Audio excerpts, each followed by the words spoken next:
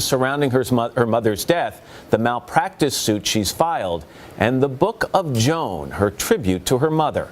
And we started by talking about the last conversation that Melissa had with her mom the night before she went in for a minor throat surgery to treat acid reflux. I had spoken to my mother the night before. Very normal conversation. It was just typical, talk to you in the morning, good luck, no worry on your part. No. All she said was, ugh, I hate having to do this.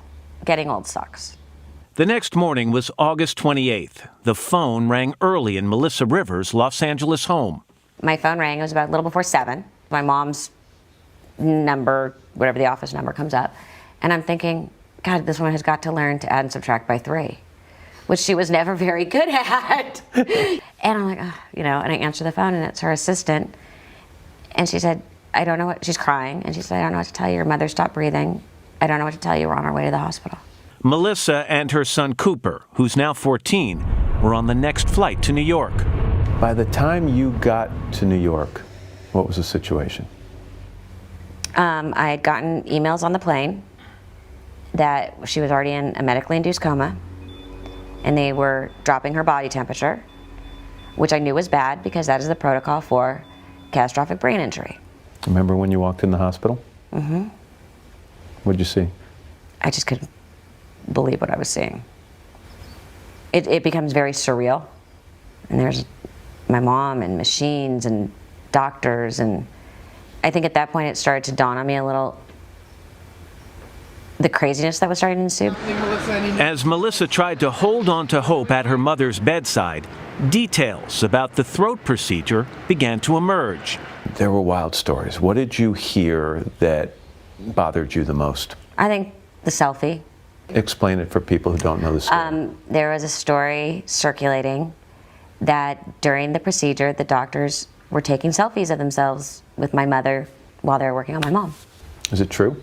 Allegedly, they weren't taking selfies, they were taking pictures of each other. Working. So it wasn't technically a selfie. Correct. But your mom was in the picture. Allegedly. Have you seen any of those pictures? No. Health department investigators spoke to medical staff at Yorkville Endoscopy, where Joan Rivers was being treated, and found that one of the doctors took photos of the late comedian while she was unconscious.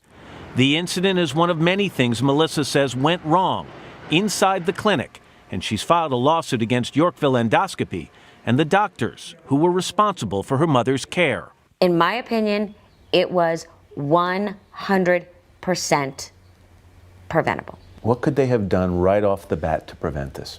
How about paying attention to the vital signs? How about having a properly equipped crash cart? So there's no part of you, Melissa, that says this may have been just a tragic accident and no one was to blame? Yes, it was a tragic accident. If something happens and everyone does everything properly, things happen.